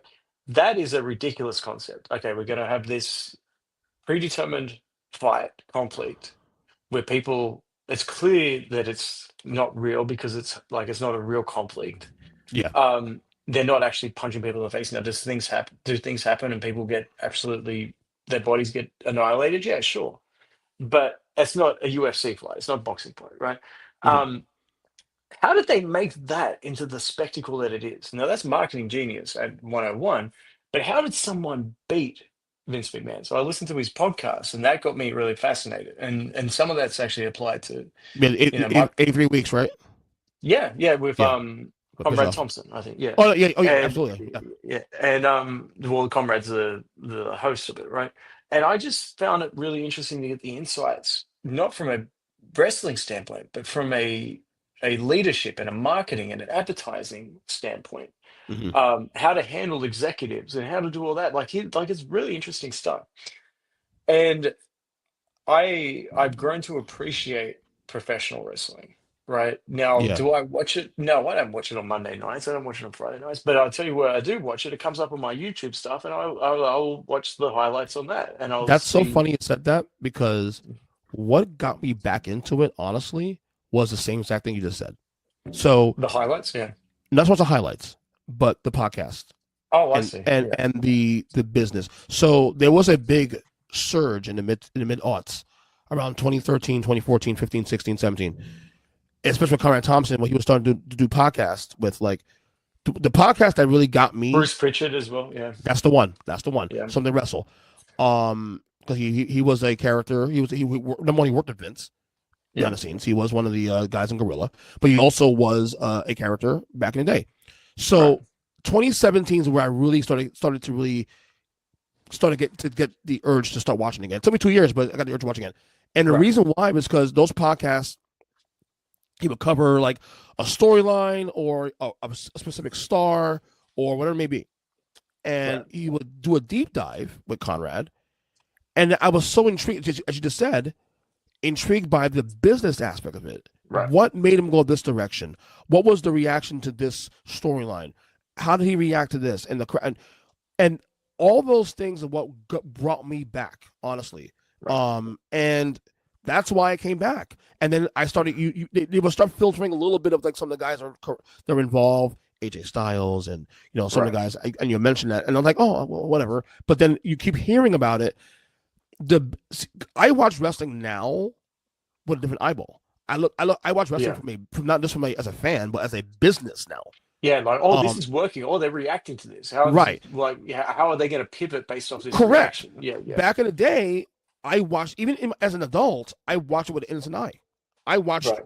if if The Rock does this X, Y, and Z. Well, okay, that's The Rock doing X, Y, and Z. That's it. Yeah. He's I the good never guy. questioned The it. other guy's the bad guy. Yeah. Yeah. Yeah. Right, I never questioned it. I just watched it for what they presented, as really you should, because that's the Right. way you should watch any form of entertainment. But now I watch it as a business, which as you just said, also which is absolutely correct. You learn to appreciate it.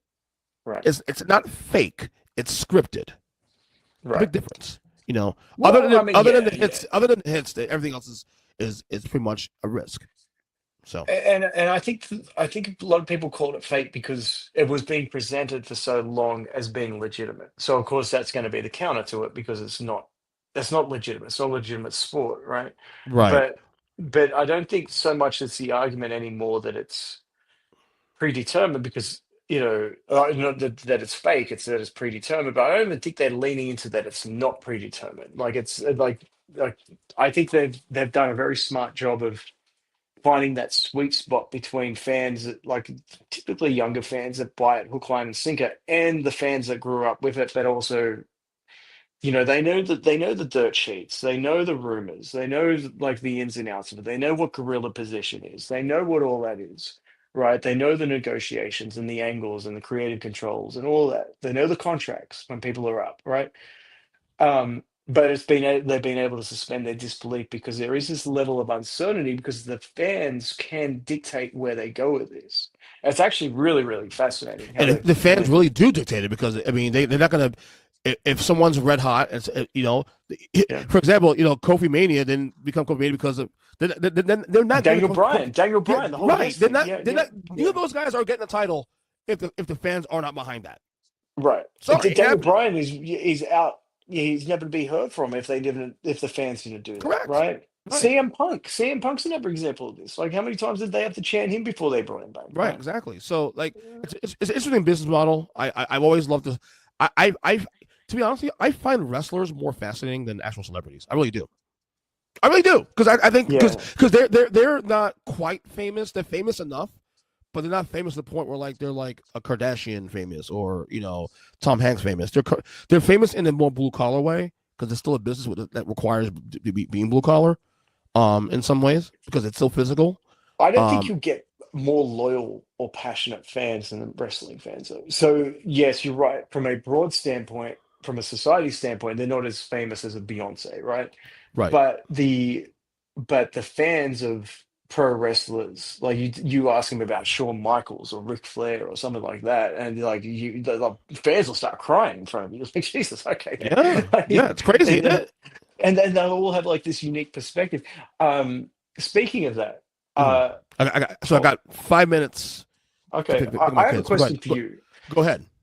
Hulk, when Hulk died, Yes. that shook me up quite a bit because that was, I met him actually in your neck of the woods. It was down at Clearwater Tampa. Beach, down in Tampa, yeah. Yeah. And I was at the beach trying to body surf because there's terrible waves out there. I'm talking like half footers, right? And I see this guy walking. I'm like, why is there a Hulk Hogan impersonator at Clearwater Beach? I didn't know he had a shop down there, right? This is 2015. No, it was 2015. Yeah, it was 2015. Mhm. I was 21. I just turned 21. And why is he down there, right? And as he's getting closer, this guy is huge. He's like 6'6", 6'7". I'm like, oh crap, that's actually Hulk Hogan. I wasn't really a wrestling fan at that point, but I knew who Hulk Hogan was. And I watched up and I was like, how's it going, Hulk? And he put his hand out, and I'll never forget this, man. He goes, not bad, brother. And he keeps walking. And I was like, oh, that is the coolest thing. Huge hands, huge body. But I know there was a lot of controversy around him, but it was a sad day from a cultural icons standpoint when he It was. I have, as you know, and I spoke about Hulk Hogan's death on the show already. I have a lot of perspectives on that. I look, I'm a fan of wrestling because of Hulk Hogan. I understand his impact. I lived it. I lived in the 80s. Sure. Yeah. So it How big did was shape he me. in the 80s and 90s? He was Give me some huge. He was Yeah. huge. He was what you think about The Rock right now currently, and he was that big. I had a perspective that maybe he was bigger. Am I wrong on that? It's very possibly been bigger. Yeah. You talk about the '80s icons, Michael Jackson, Eddie Murphy. He's one of those icons. He's one of those icons that pierced through culture. People who didn't even watch wrestling knew who Hulk Hogan was. That's how big it was. Well, I mean, So I'd like to think about that I don't mean to cut you off, but no. like 25 years, 35 years later, whatever it was in 2015, Mhm. like well after his heyday, and I could recognize him. Residually, I could recognize him because of how big he was in the 80s. Mhm. Yeah. I mean that attests to like He that's pierces through different generations, and yeah. obviously he is the biggest superstar in the business. In discussion. Was he the Babe Ruth, Michael Jordan of wrestling? You can. It's a quick. Yes, the argument for that definitely. Yes. Okay. Because Okay. he might have the biggest Q rating anymore because Stone Cold Steve Austin probably has the biggest Q rating in history of WWE. But when it comes to impact and superstar, the first real superstar that pierced in a way that was beyond just the bubble, outside the bubble, Hogan was the first one. Hogan was the first one. I know you've got 2 more minutes, so I'm going to ask you one last thing. Go ahead. Who's your Mount Rushmore of pro wrestlers? What's Hogan number one? That's not. Well, you don't have to rank him. Just give me the 4. Just give me. Yeah. So Hogan. Now, if you talk about pro wrestling or WWE, so WWE for me, it's Hogan, it's Austin, still, but that's a little more controversial now as I get past it because of how many years he was in the company. I think The Rock, after this final boss angle a year and a half ago, put himself in that conversation though. And John Cena. And it's fun. The Cena thing's funny too because I wasn't watching Cena's peak at the time. Right. But again, we have similar lists. Yeah, we have similar lists. Replace Cena with Shawn Michaels, and that's my list. See, here's the thing with Shawn Michaels. Shawn Michaels is my top 5 all-time favorite wrestler of all time. Shawn Michaels, though, didn't impact the bit. See, this is where wrestling's unique. Everybody's Mount Rushmore is different. Right. Mine is based on economical. Who impacted the business and made it better? Hogan did that. Austin did that. Rock did as well too. People could say, well, Rock did it because of Austin. True, but Rock has done so much after that that you can't use the Austin thing as a crutch anymore to hurt The Rock. Right. Cena is the But fourth. what about Cena? Do you think Cena made it better? Cena pierced through the bubble. Again, Cena's a guy that while WWE did not ascend like it was in the late 90s, but at that point they already maxed out. Because that's true. That's hard to keep that. You can't standard. keep that. Yeah. But what Cena did was keep it on level. It didn't really come back down, number one. And then Cena also pierced through the bubble. He's now a star outside the bubble. Right. He's doing Peacemaker right now, which I just started watching recently. It was a good show. Is it really? Okay. Yeah, it is on HBO Max. So he pierced through the bubble. All these guys pierce through the bubble. Now, if we're talking about within the pro wrestling argument, that's when the Ric Flairs come in place. That's when all the guys of that nature come into place. But those four guys to me are the four. Now, Roman Reigns has a chance in a couple of years to pierce as well too. Undertaker is a phenomenal character, the greatest character in history of wrestling. He's top 10 all time. But the business was never. He never defined an era though. That's it. Right, and not only that, not only that, the company wasn't built on that shoulders. Like the four guys I mentioned, they were the guys. The economic stats of that company were shouldered by those four guys. I think Roman Reigns will be on that list because you can't have because Austin had a reign that was short lived but dominant.